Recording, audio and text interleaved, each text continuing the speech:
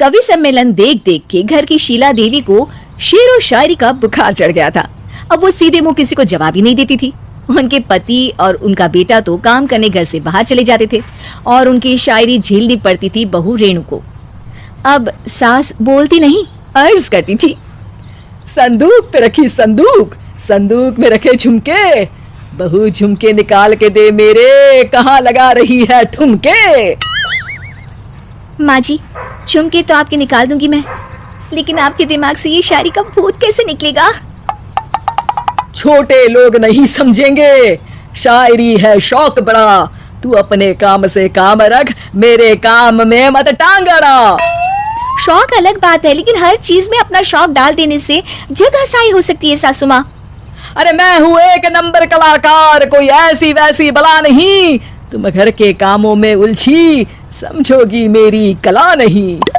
ठीक है माँ जी, आप नहीं समझती तो कोई बात नहीं, लाओ मैं आपके झुमके ही निकाल कर दे देती हूँ।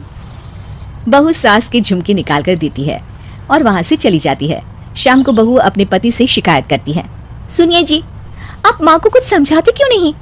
अरे क्या समझाना है माँ को? अरे अपनी शायरी थोड़ी कम करे ना। अरे तुमको उनकी शायरी से क्या दिक्कत है? अरे मुझे नहीं, पर पड़ोस में सब लोग हंसते हैं, कहते हैं बुढ़ापे में लोग सठिया जाते हैं, लेकिन शीला जी तो शायर हो गई हैं। अरे लोगों का काम है कहना, लोगों की बातों का क्या टेंशन लेना। अरे वाह, मैंने भी शेर कह दिया, वाह वाह वाह वाह।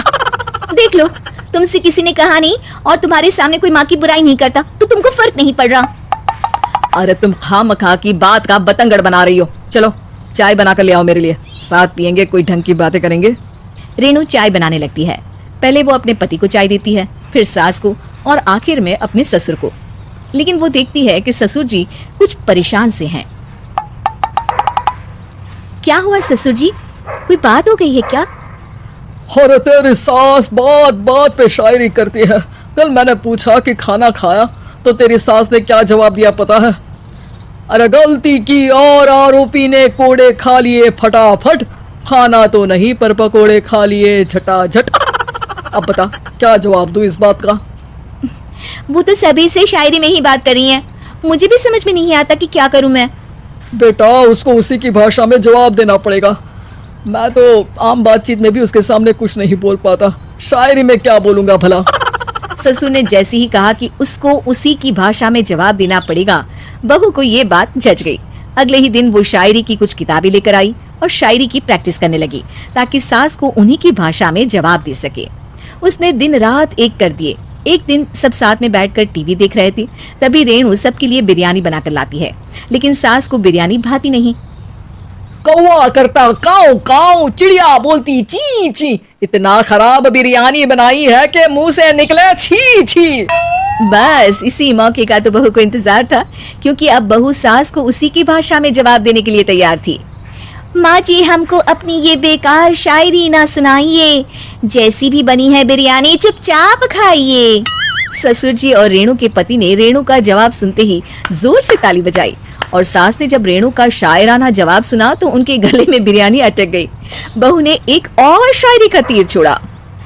शायरी में बहू के सामने सास हो जाएगी ढेर, क्योंकि सास मारेंगी एक शेर तो बहू मारेगी 1.25 शेर। सास को छोड़ के सब वाह वाह करने लगते हैं। आज पहली बार सास को नहले पे दहला मिला था और रेणु ने सास का मुंह चुप करा दिया था। अगले दिन रेणु का पति उससे कहता है, अरे वाह तुमने तो माँ की बोलती बंद कर दी, मजा आ गया। अब मेरे लिए कुछ बना दो, खाकर मैं काम पर चला जाऊं। शायरी ही है मेरा जीवन, वही करूंगी जी भर के, नौकरानी रख लो कोई, काम नहीं करूंगी मैं घर के। अरे तुम क्या माँ जैसे हरकतें करने लगी, सीधे सीधे बात करो ना। हो गई कल शायरी, रोज थोड़ी ना करोगी।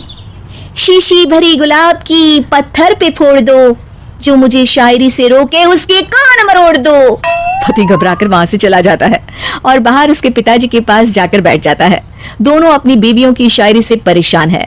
ससुर को पछतावा होता है कि क्यों उसने बहू को सास की भाषा में ही जवाब देने का आइडिया दिया। अब तो घर में 2 शायर हैं। दोनों एक साथ दुखी स्वर में कहते हैं, हम दोनों की ही बीवियां जब से शायर हो गई है, क्या बताएं जिंदगी एक फटा हुआ टायर हो गई है।